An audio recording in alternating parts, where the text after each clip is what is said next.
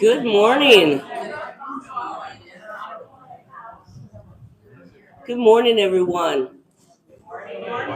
I want to be really respectful and mindful of everyone's time because it is 9 a.m. on a Wednesday, and you guys chose to come and break bread with us this morning on our very first Founders Day, which is a really spectacular opportunity to me because this is something that our staff came up with on their own. And so we've been really, really deep this year in introspection, reflection, in part due to our strategic planning, our next iteration of the strategic plan for Mental Health America.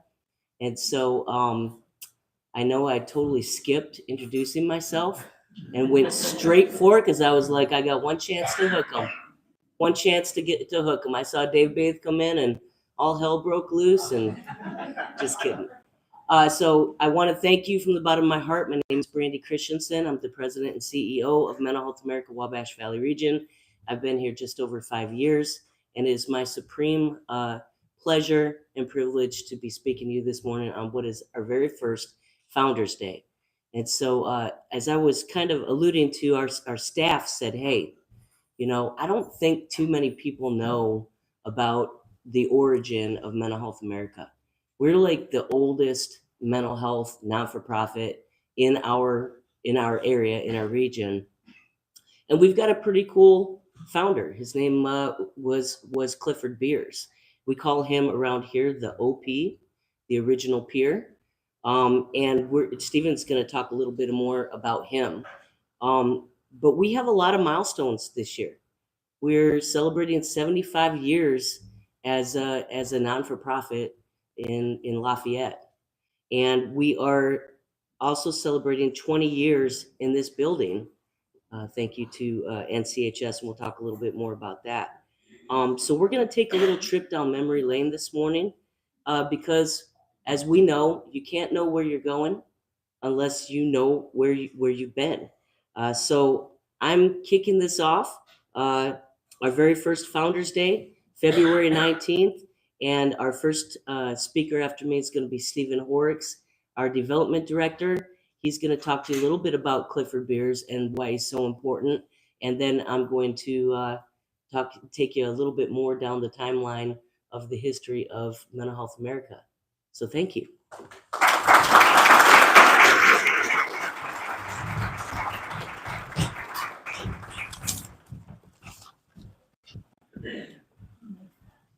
Thank you so much, Brandy, and thank you all for being here. I want to take us back to around the turn of the 20th century. Because the story of this agency does actually predate when this agency was founded itself here in Tippecanoe County. And right around the turn of the 20th century, early 1900s, there was an individual by the name of Clifford Beers who experienced fairly significant mental health challenges. As it is now, that diagnosis would likely be something along the lines of bipolar disorder, which is very different language at that point. However, during this time, treatment for these kinds of mental illnesses generally included simply institutionalization, right? Folks went into psychiatric wards or even psychiatric hospitals, excluded from other hospitals. And generally speaking, they were not treated well. And that's an understatement. It was actually kind of horrific. Clifford Beers himself went into more than one of these facilities as he was seeking recovery and a path forward for himself in this world, and in the experience of that oppression, continued to advocate and fight back against it. After he had been discharged from one of these institutions, he decided to share more about that story to help push that mission forward. In 1908, he published his autobiography, A Mind That Found Itself. And much like other autobiographies, and in that genre in general, it's more than just telling his personal story for the sake of telling. It was a call to action.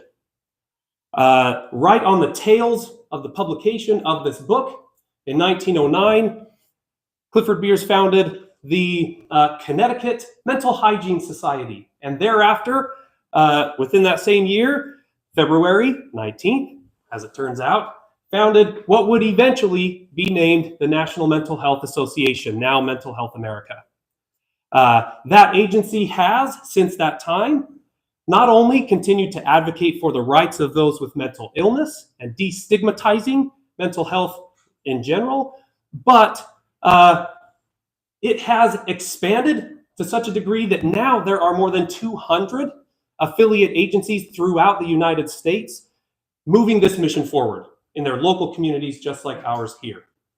And in 1950, right around the time where I'll pass off to Brandy here in just a moment, the National Mental Health Association put out a call to gather the shackles and the restraints from those institutions that were being closed throughout the country, largely due to the work of Beers and those who were in the work with him. They gathered these in their headquarters and decided that they needed to do something meaningful with it to help move the mission forward rather than just looking back. So they brought all of those chains and shackles to the foundry. It was a foundry in Maryland, actually, and they cast from those shackles a bell. And that bell was inscribed with a meaningful phrase that now is really the heart of why it is that the bell stands in our foyer, why the bell sits on our logo, and why we see this imagery in general. As we walk through this history of this agency, specifically in Tippecanoe County, I think it's important to note that this is part of something bigger than just what's happening here and the work that we are doing and that those have done prior to our time in the work is connected to this larger movement for justice, for empathy, and for the rights of those with mental illness. And so today, this bell is a symbol of hope. And its alternate name is actually the Hope Bell. The Hope Bell that we ring out as staff, as our clients, as our partners. We ring out on this bell anytime we have a victory in relation to this work, right? We ring out hope for victory over mental illness and for the rights of those who experience these mental health challenges. So with that, I will pass back to Brandy to talk about how that has been rung in over the last 75 years here in Tippecanoe County.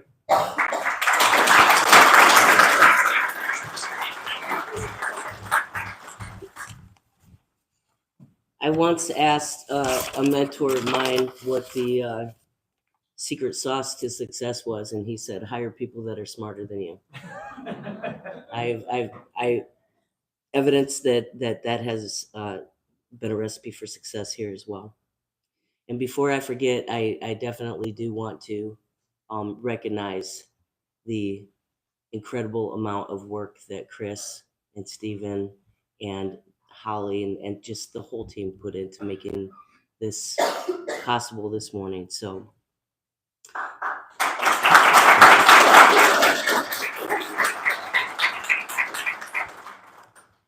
I had occasion to invite the former CEO here, along with one of our what I would call more recent founders.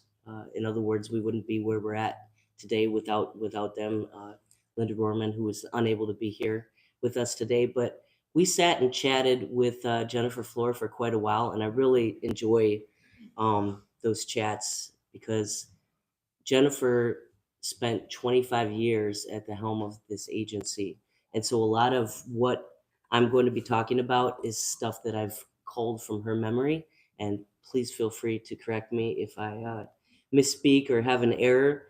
But what we know about our origins is in 1950, Circuit Court Judge Lynn Parkinson and County Welfare Department Director Juliet Schneider and the Chamber of Commerce President W.G. Neilbert Jr.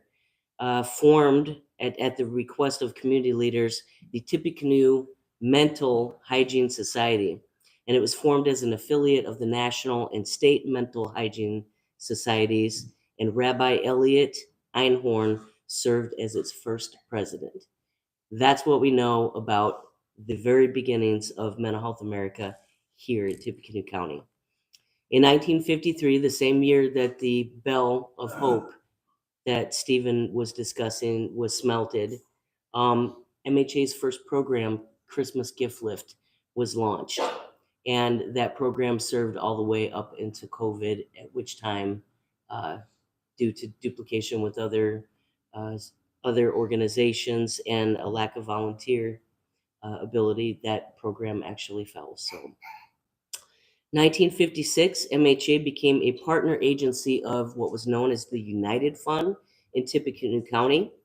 And the next year will mark 70 years that Mental Health America has been a partner-funded agency of the United Way. And we are just so proud of that partnership and that work and how it connects us into the social fabric of all the other United Way serving agencies and those that aren't funded.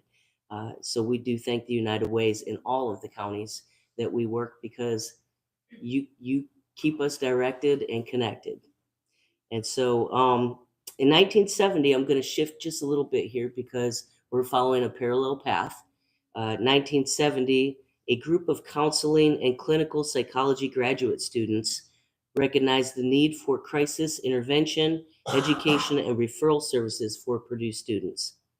With faculty advisor Don Hartsaw, who's a PhD, he's a psychologist, I believe, and other interested social workers, psychologists, and psychiatrists, the crisis intervention phone service began operation in the basement of the Purdue Education Building and was later renamed the Lafayette Crisis Center Foundation, and we'll talk about why that matters in a couple of moments. Hearing Don tell his story, he also wrote a book as well, documenting that journey and some other journeys that he had with mental health crisis throughout his illustrious career. In 1981, the William Potter family donated the Potter House and 3 adjacent lots to what was then named the Mental Health Association of Tippecanoe County. The Potter House was constructed in 1855 and on the National Registry of Historic Places is today, I believe, the 4th oldest building in the city, and is used at this time for our supportive housing program, even as many of our residents are aging out into the community. So, and then our MHA community building, you may know it as the day shelter, was also constructed on 2 of these lots. And so when we think of founders, as we discussed, is this the point? Where's Chris? Okay. We immediately thought of Linda Rohrman. Linda Rohrman has been part of our organization for, I think, close to 30 years. Is that right? Yes. And we had the pleasure of sitting down with her a couple of days ago. And this clip kind of talks about how she got involved and how the building funding here came to be.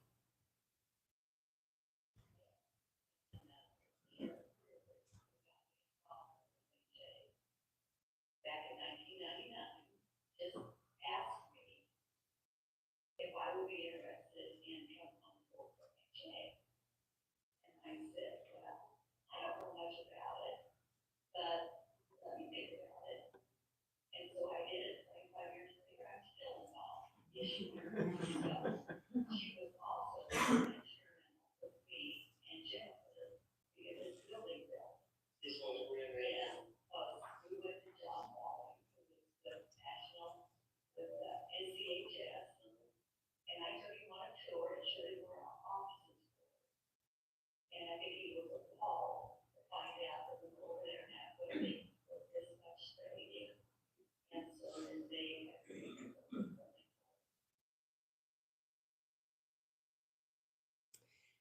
And so Linda and I talked a lot, and we've got some really good gold on video, which is just wonderful.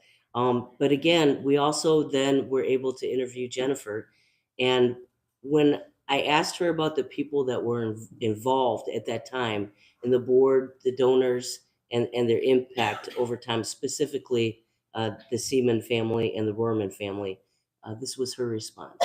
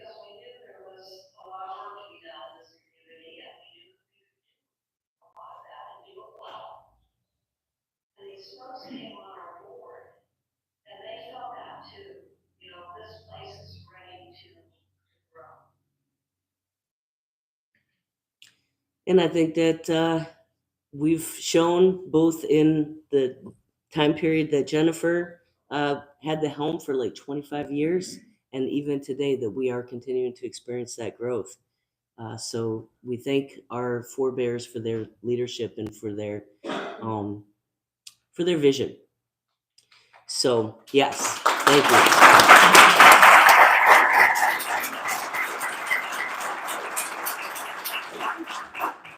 Thank you.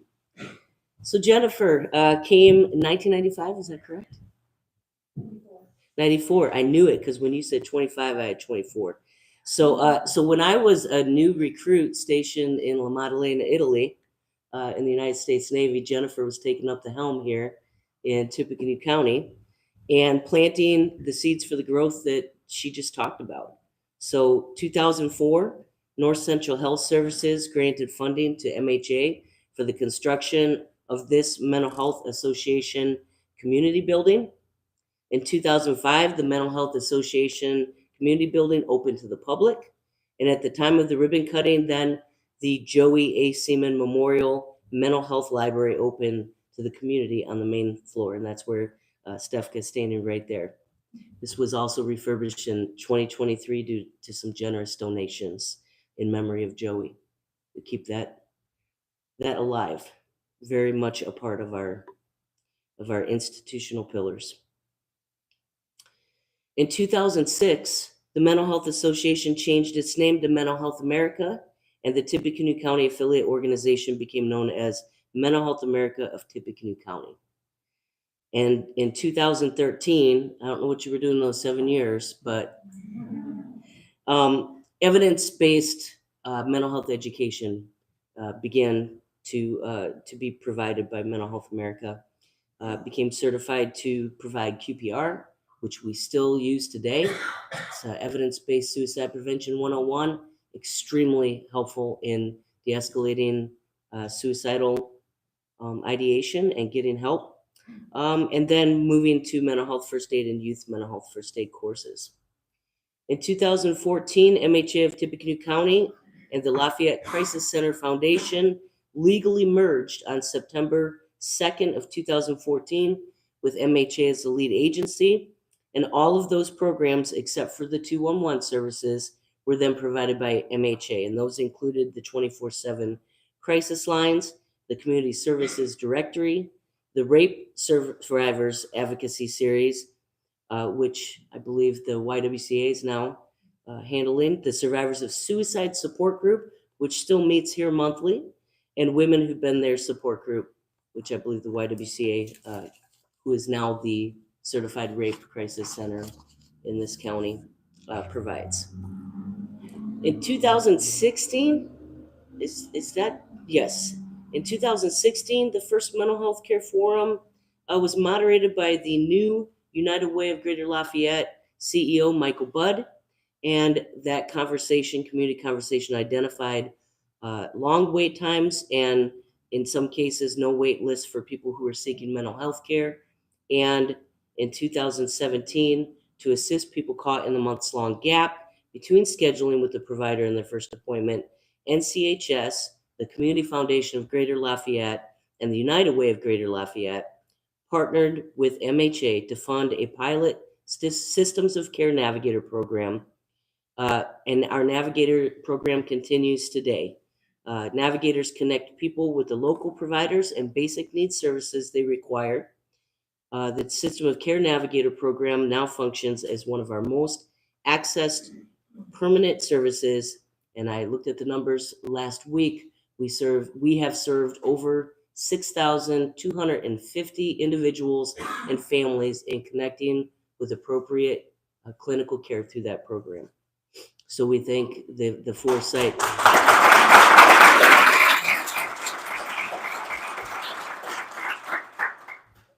And in that year that I took over in October of 2019, I inherited a small application pilot program to the United Way to help further fill that gap, because wait lists were still a reality.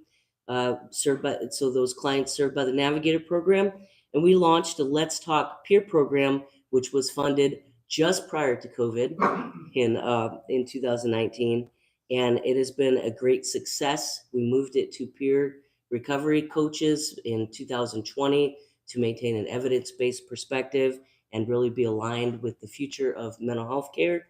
But the program itself was based on the friendship benches model from Zimbabwe.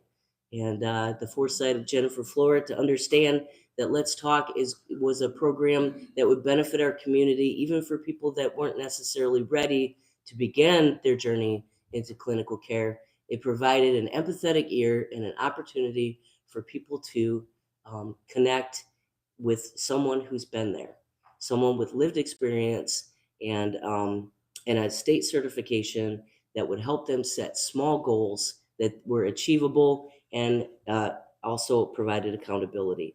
This is our fastest growing supportive service that we offer. Just running the numbers last month, we served 388 appointments in the Let's Talk program in the month of January, compared with 95 the month in 2024 of the same month, and compared with 7 the year before that. Very quickly growing.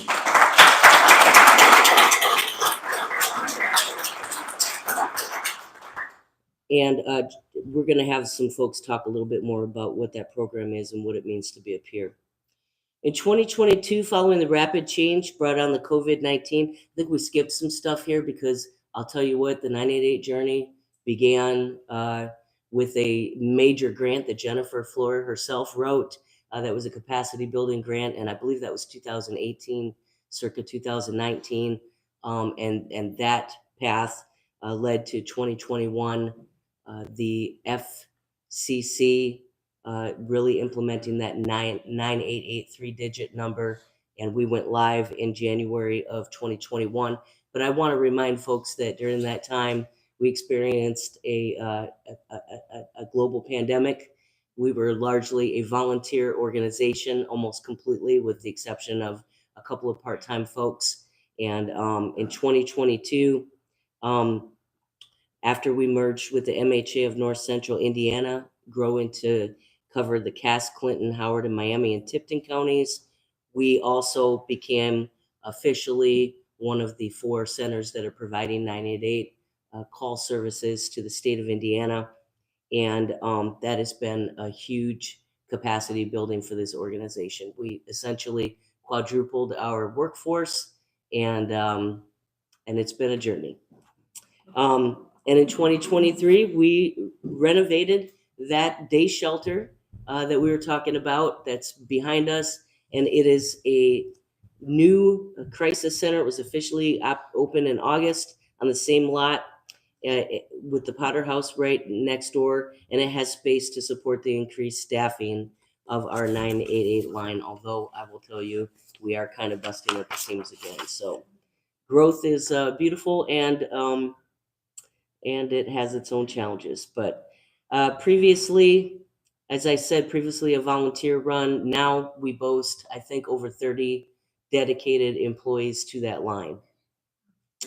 And in 2020, and just for, since we were talking about numbers, to be fair, got to be fair to the crisis line. In 2019, we served just under 4,000 calls from the National Suicide Prevention Lifeline, which is now the 988 line. And last year, our numbers were over 30,000. So these folks are working as well.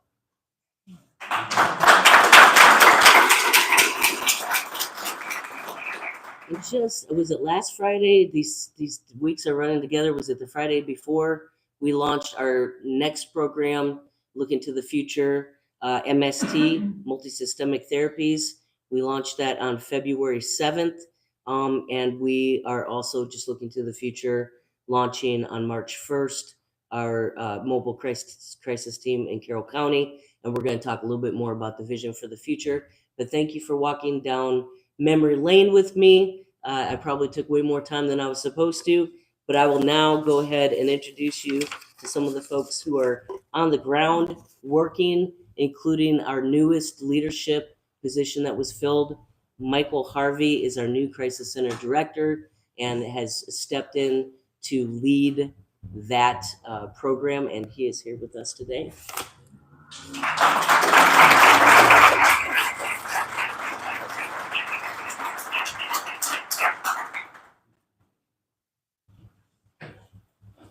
Thank you. Good morning.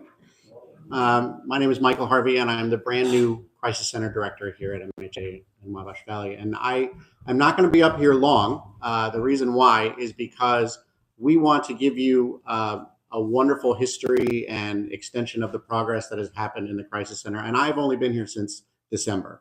So I didn't feel it was really my job to do that at this point, where instead we have someone who has been an incredible source of wisdom, a resource for me, and to our crisis specialists who work 24 hours a day and work so hard, as Brandy spoke about.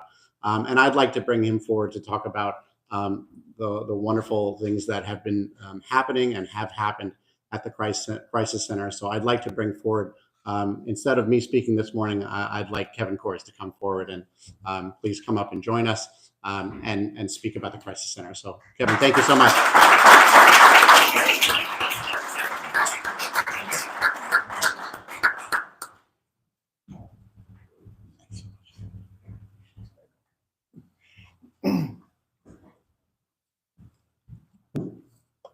Well, I think what Michael was referring to is that I'm old. I mean, I'm a 25-year-old I guess, postgraduate student at Purdue, and graduated with a computer science degree from Purdue. And I had some time on my hands. And a Crisis Center volunteer in 1978 said to me, "Why don't you think about becoming a Crisis Center volunteer?" I thought, why? Well, I think you'd be good at it. Okay, well, so I looked into it. And sure enough, it was something that really made a world of difference to me. And now I'm in my 70s, and the Crisis Center has been a really integral part of who I am and what I'm about.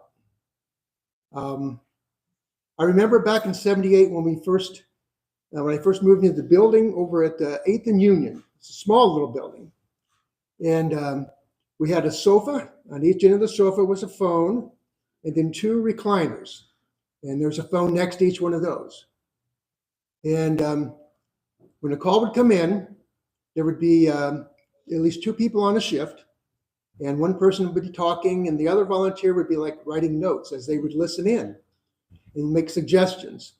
And that's how you learned how to become an effective Crisis Center volunteer. Now, we still had a training.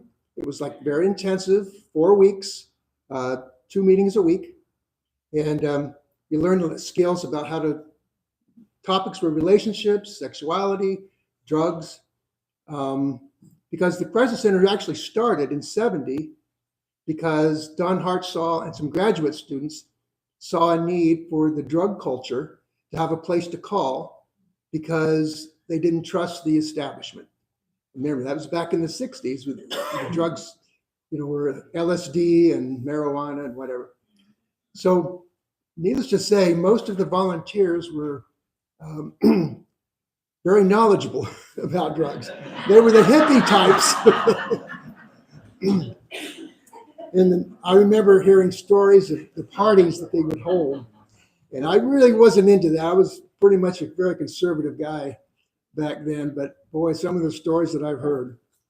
So that was how it was back in the 70s. Now, throughout the years, there's been changes. We're in our fourth, at least I'm in the fourth different building. Next door, as Brandy was talking about, and then talk about a difference in technology. I mean, we would have logbooks where we would write in like a synopsis of what the call was that we had. And any referrals that we gave were in this big black binder that we had created. And now each station has like a computer and another wide screen, and we can go into online to find the resources based anywhere in the country somebody might call us from. So we can even the phone system is digital. So you can really take calls from home if you needed to, which is what we did during the pandemic. Excuse me. So, but now we're back in the building, and it's just a difference between night and day about the technology that we had back then versus what we have today. Now, what's not different is the reason I choose to stick around, and that is the people. The people, when I became a part of the Crisis Center, very supportive, kind, compassionate. I wanted to surround myself with that kind of people, and I did. And in the 80s and 90s, there were 3 other people besides myself who were volunteers. And we decided, we just like being around each other, so we created a men's support group. And we met every other week at one of the guys' houses for 20 years. And it's just like, that's the kind of relationships that we built because of the people who were a part of the Crisis Center. Now, back then, you could only do 1 shift a week, and it was 4 hours because they didn't want people to burn out. And most of our volunteers were Purdue students too. So we didn't want to, take them away from their schoolwork. Well, today, we have like most staff that answer the phones are paid staff, whereas back then it was all volunteers. And I was kind of worried that the quality of service would go down, the compassion would go down because people were being paid to do what we did for free. And boy, was I wrong. I had a chance last November to interview all of the crisis specialists and found out that everybody there is there for the right reasons. They care. The reason I stay around, like I said, is the people, not just the people surrounding me, but the people I talk to, because you make a connection, and that's what people want and what they need. And when I needed somebody back when I was younger, there were people there to support me. And so I wanted to pay it forward, and that Crisis Center gives me a chance to do that. At the same time, I get so much more back than what I put out. So I guess, to say it's been a staple my whole life is true, because, it's been 46 years that I've been a part of this organization, and I'm so proud of the leadership that we have. It's more mainstream now than it used to be, and I think that's a good thing. And we've had some growing pains, but because of the leadership that we have, it's just going in the right direction. I can just see that, and I've had a lot of experience to base that conclusion on. So, just want to say I'm grateful to be a part of this place. And as long as I'm able, I'll probably still be around. Thank you.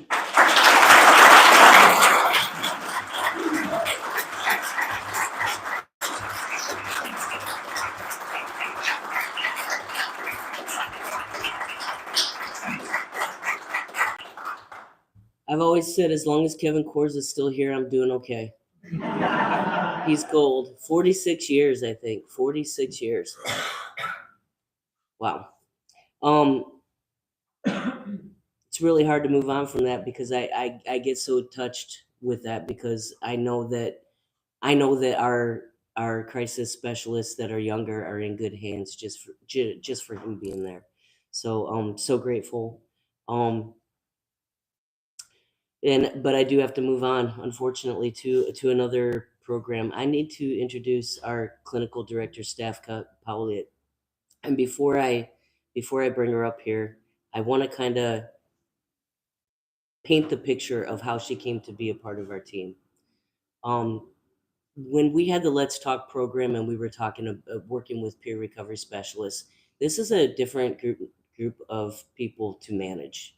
Okay, peers are not like any other folks that you have ever worked with. They come with a completely different skill set, completely different challenges, and just a completely different understanding of what their role is in an organization. And I didn't really have a lot of experience working with that group. And I had some scares because for me, recovery is so important. It's something to be protected. And so when you're asking people to come and work for you that are in recovery, it seems like a really important thing to make sure that you are giving them the best care to maintain their own recovery, making sure that they're not getting in the weeds outside of the scope of what they're trained to do, and also just making sure that there's a culture that can withstand the unique properties that peers bring to the program. And so I actually had reached out to Stefka as a contract employee to help us really provide some supervision, some clinical supervision to the peers, because I knew I was not equipped to do it.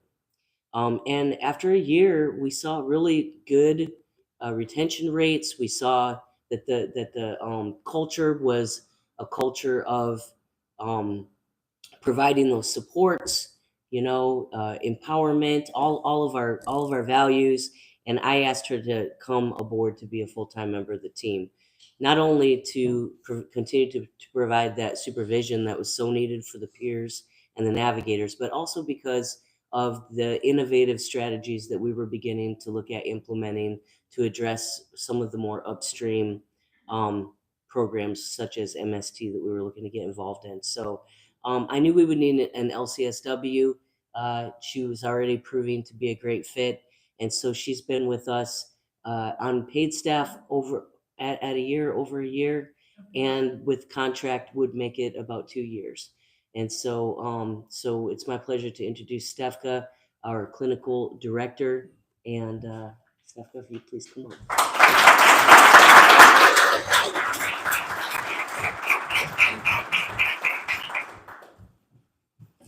Thank you.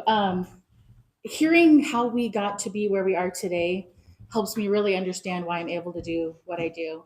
If it wasn't for the people who thought we have a great community, but what can we do to support them, had the courage to have a vision and try things when other people weren't.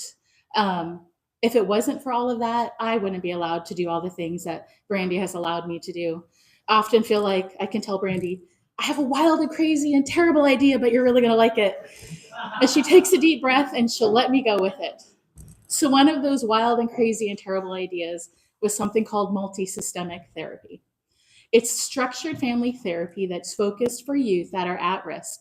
So youth that are at risk from being removed from their homes for behaviors, whether it's fighting at school, not going to school, fighting at home.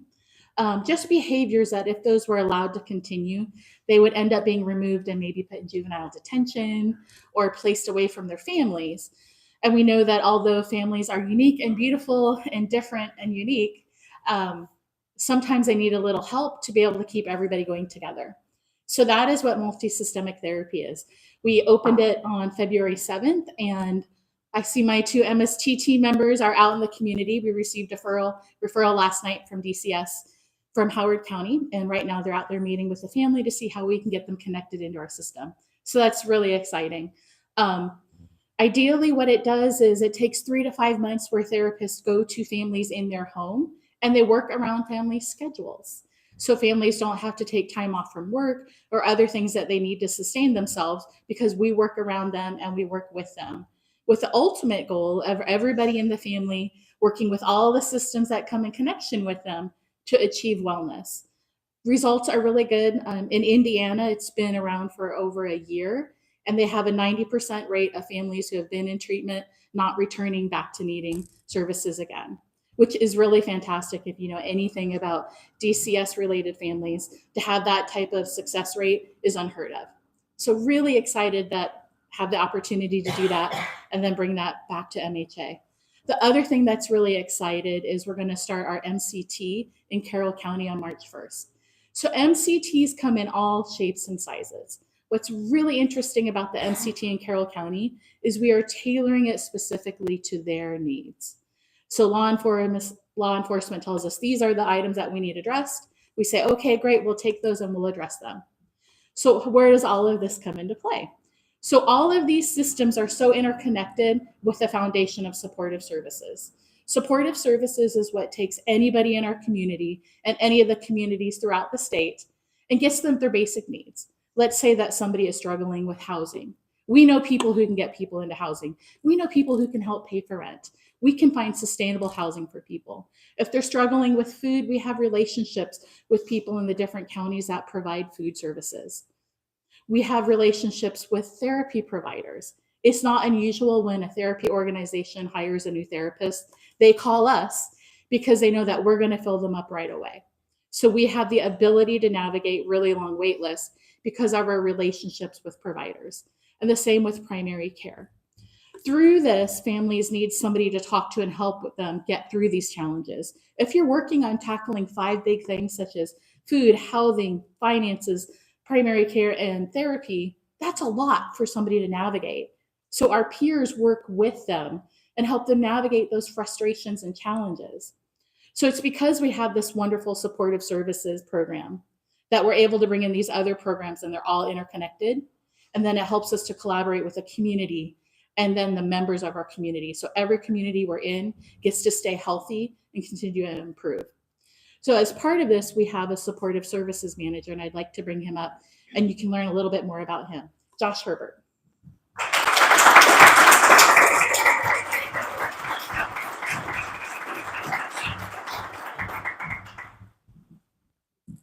Can everyone hear me?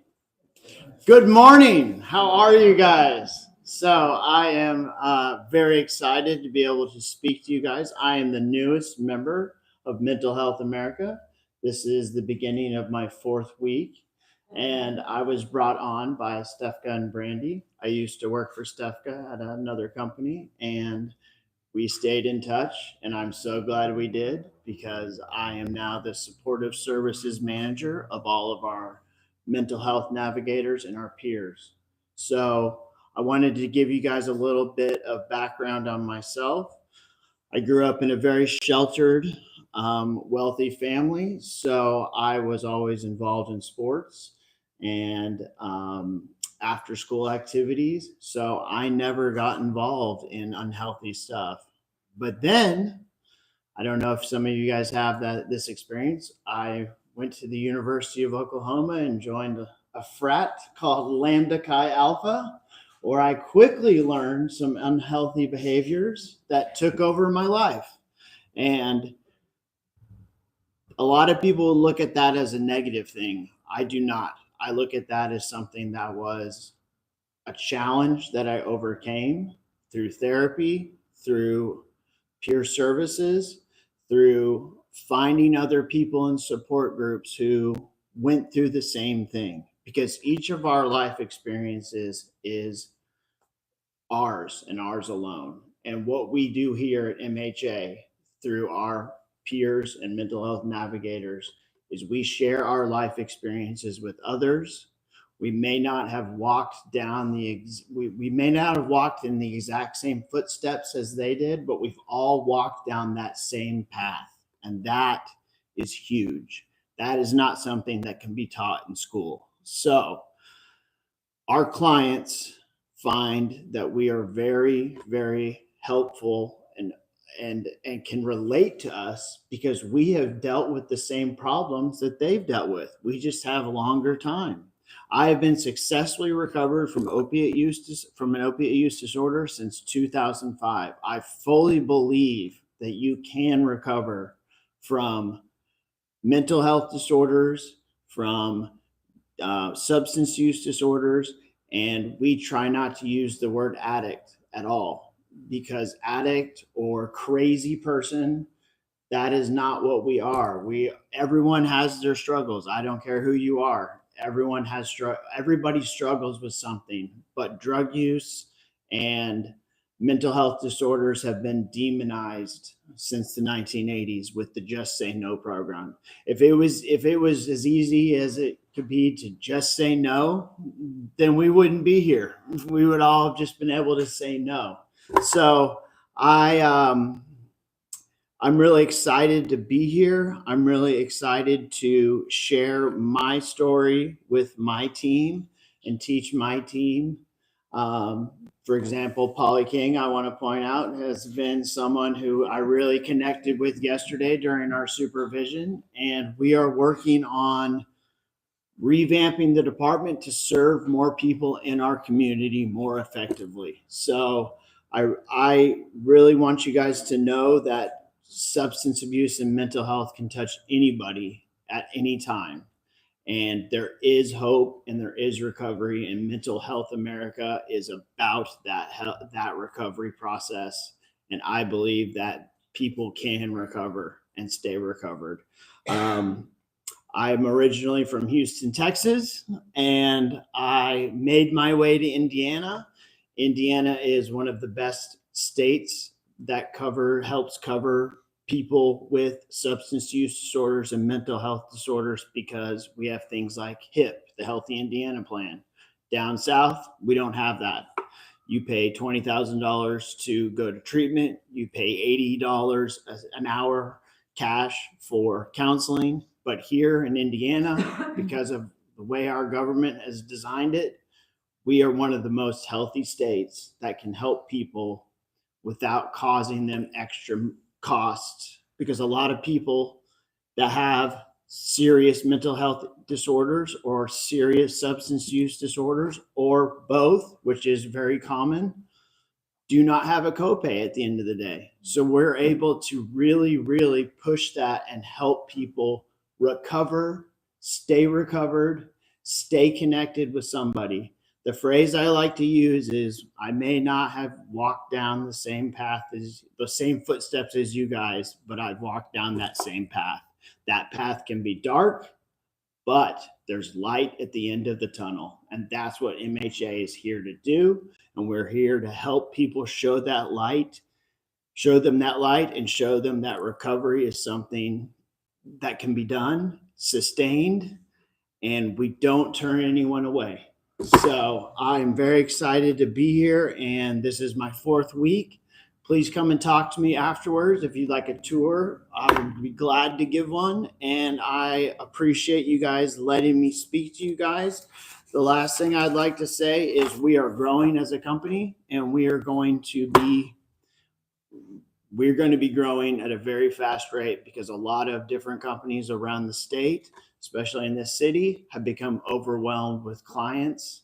And we are here to solve that problem and get people in fast.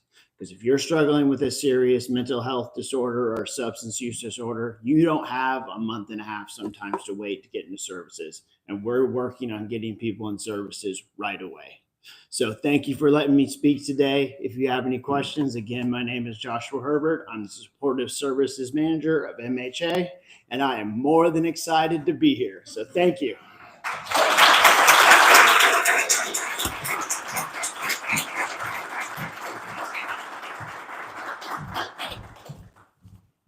good to see the next generation is excited, and we are excited as well. We talked about two of the three pillars of, well, actually three of the three pillars that Mental Health America rests on: education for prevention, intervention, which is our supportive services, and crisis stabilization through our 988 center. Having said that, we are definitely looking to the future. We're excited. We, as I mentioned earlier, have engaged with our thought partner and implementation driver, the Bradford Consulting Group. From that was born this new iteration of our mission statement, which really focuses on how we are not doing this by ourselves. We do this together with our communities through communication, connection, and collaboration to achieve better mental health for all in the Wabash Valley region of North Central Indiana. Some things to look forward to. First of all, we're super excited. We do have some representation from IU Health to talk about our bus project that we're rolling out in 2025, meeting youth where they're at with mental health solution, advocacy, and stigma breaking. We're in phase 1 of that project, so thank you to IU Health for that. Thanks to Arconic Foundation, because we were able to bring in a storefront to junior achievement, trying to get into youth-facing organizations. Met with the mayor of Kokomo, saw him out there yesterday, talking about our youth advisory councils. So really getting in with youth to meet them where they're at, figure out what they need, and help empower them and support them to drive through their own solutions. We're also still putting a huge emphasis on that suicide prevention training. We wanted to thank Duke Energy for giving us a veteran-specific suicide prevention grant this year, and we also have a partnership with Franciscan Health on suicide prevention training. We also have a great relationship with Riverbend Hospital, who is actually sponsoring this event. They're our key sponsors, and also our partners in a lot of our other services that we're delivering in the community. So thank you for coming. We, as Stephen alluded to earlier, how we celebrate here at Mental Health America is we ring that bell when we have a huge success. We brought that bell in to ring during COVID when we were experiencing high acuity, high caseloads, morale was low. I went and stole the bell from Howard County and put it up there, a smaller version. I love you to take it back. You're all right. So anytime one of our clients got an appointment, or anytime someone celebrated a milestone in recovery, or one time we had a young lady that got her kids back because of the work that she did for 1.5 years with a peer, sometimes I get to ring the bell because I'll land a grant or have a really great opportunity. So today I would like to ask, and I'm sorry I didn't give you the courtesy of asking you in advance, but I would like to ask Jennifer Flora to ring the bell, the bell that resides in our lobby that was also smelted in the same foundry as the original Mental Health America Hope Bell. If you could ring the bell to kind of conclude our first Founders Day breakfast, which will then initiate a tour for anyone who's interested in taking a tour of the facility. I think Josh is, and some of our other staff are going to be on hand to just show you where the magic happens. So again, thank you so much for your time and attention. Thank you for NCHS for sponsoring. Thank you for Jane's Gourmet for providing that nice breakfast. But most importantly, thank you to all of you, and especially those of you that have been with us for so long on our journey. It's very exciting. The future's bright, but we know we stand on the shoulders of those that were here before us. So thank you for taking a moment to acknowledge that with us. Jennifer, if you... Thank you. Which one? Thanks. Here, wait, Stephen. Okay.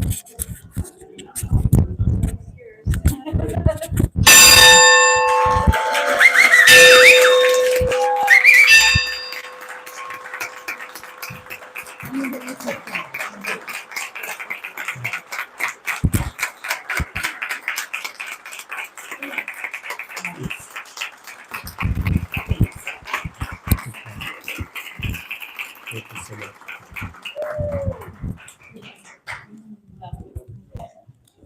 If anyone would like a tour, please come upstairs with me.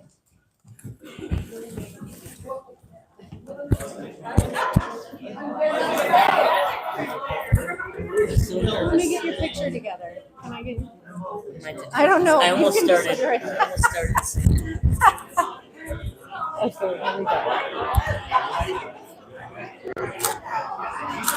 And nice. Thank you. Perfect.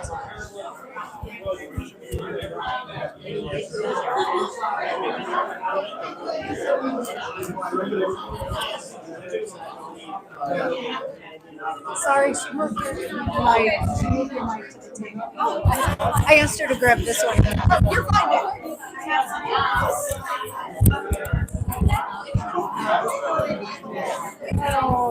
Oh, hey. Do you want to do a raffle? Yeah. Mix them up and look away. What do we got? Oh, okay. Kelly, you won! You can pick a flower, or you can have one of these books. Oh, I wanted a book. Well, we're gonna put another one. Did you put 2 cards in there? I put one in. Do you have a donation QR code? Well, yes. If you do that, it'll say donation on it. Yeah. Okay. Do you want to pick another one?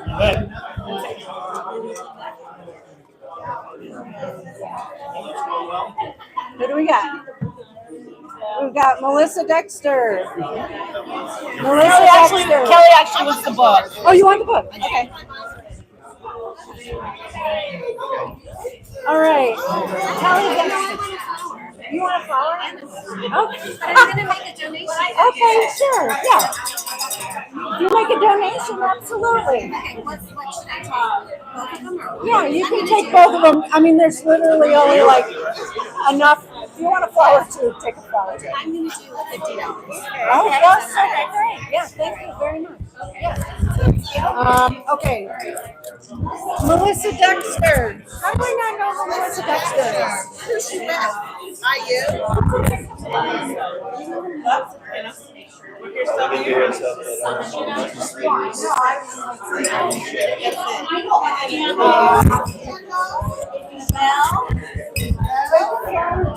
Because we really don't have enough people putting their names in here. Here, grab another one. Do you know who Melissa Dexter is? I think she just left. Oh, shoot. I think I just watched her walk out the door. Oh, my gosh. Okay. Yes, I know. We could have.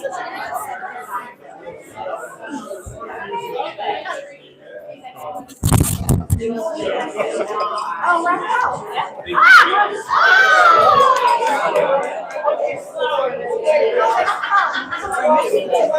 I think everybody's gathered. I'll take a flower. Go for it. Okay.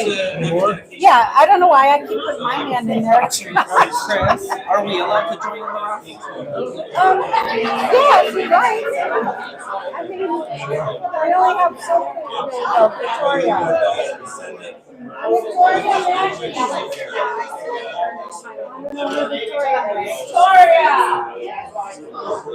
Here, I'm gonna enter.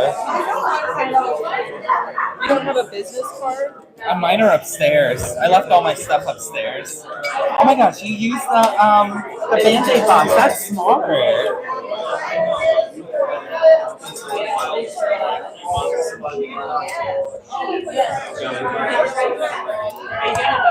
What? Sure. Thanks for encouraging us. Yeah. Oh, yeah, it's okay. That's okay. Definitely the candles and that, yes. This is so smart. That was Holly's idea. No, really? It is smart. Ooh. It has a nice like floral. It literally smells like that. There's wax. What? I think it smells like wax. It smells like wax. They are the sweetest thing ever. It's like this candle shop down. Is Sarah Miller still here? Yeah, she should still be around.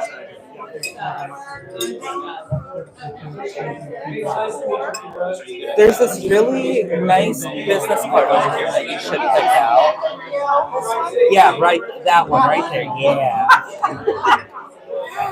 Johnny!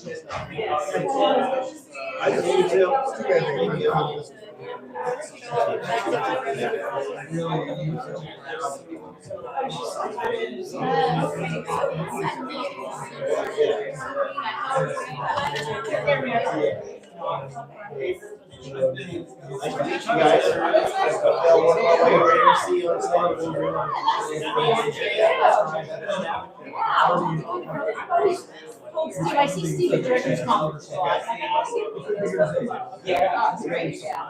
I'm from Indiana. Straight east. Okay. No.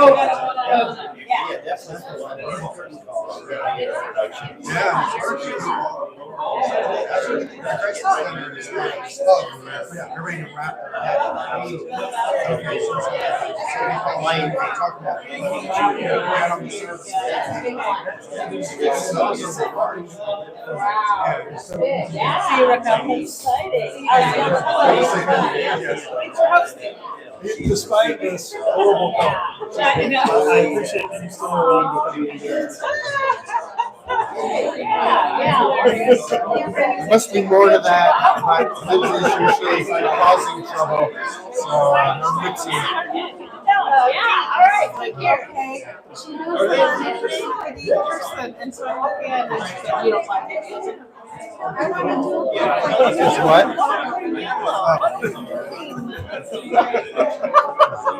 Hey, did I find you got here? You got a take for your bill?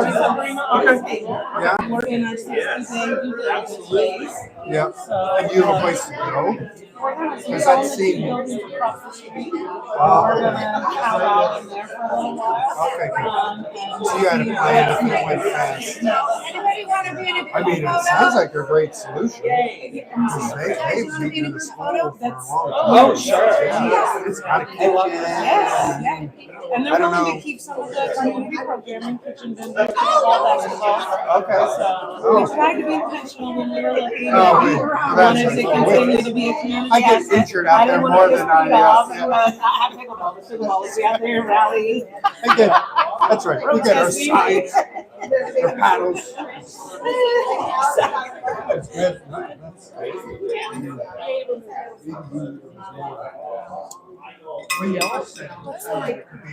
Oh, yes.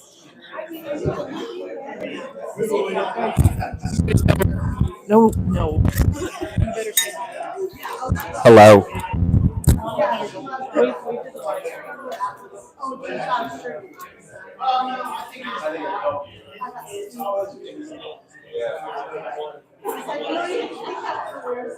Oh,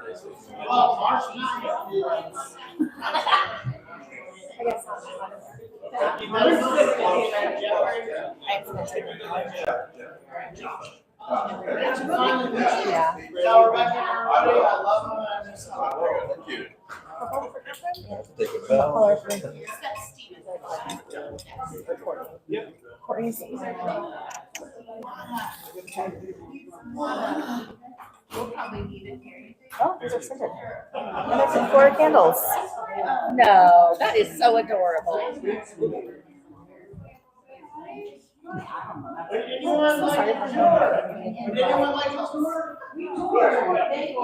Oh, you guys are I wonder what the scent is.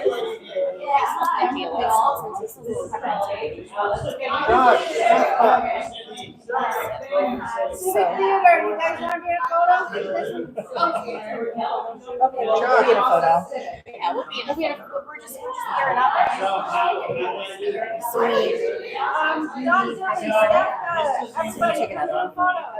And I have the, you have a, take more than one. We are.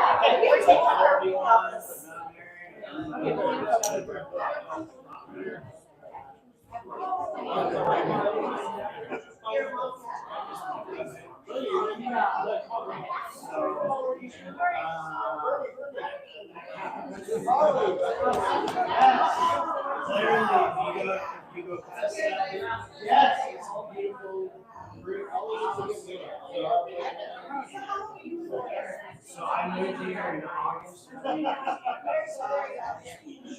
I've been in the substance use field.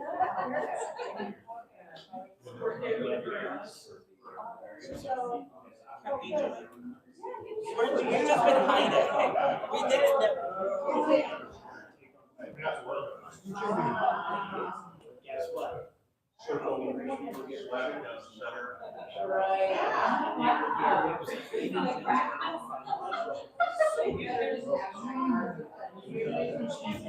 Well, they see that and they see. So they were grooming me for a life.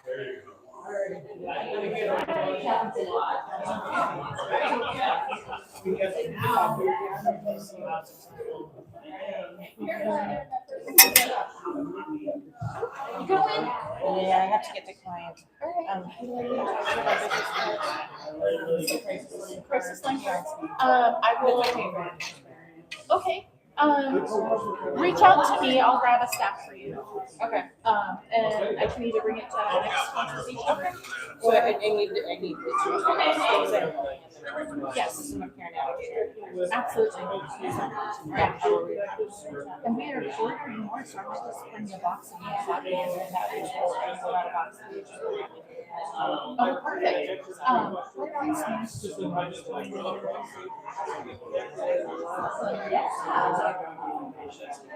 just get you a couple.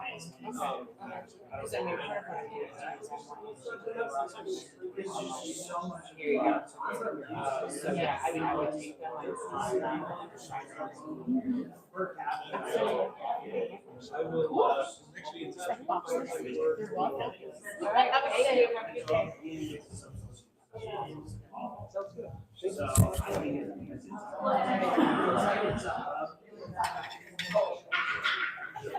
So, you know that.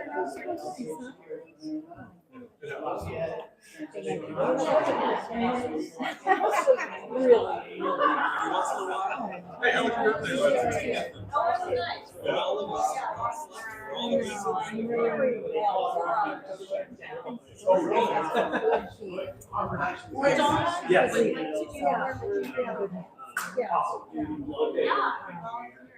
Sounds great. So I had you know, looking at the timeline, because we have it on our website, so it feels really connected with dots and telling how, yeah. So, yeah. Yeah, so this place we're talking about, it's right. Yeah, that's perfect. So you know we're right over under the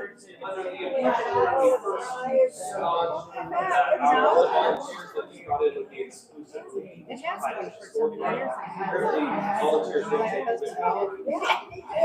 be for some years. Well, I mean, now he knows the history and the whole, like, where we're at, so that's pretty cool. I will take myself. Okay, all right, thank you. So, okay, so very quickly, let me, I'm gonna find my, okay, so junior achievement has two large scale programs. They facilitate through their space and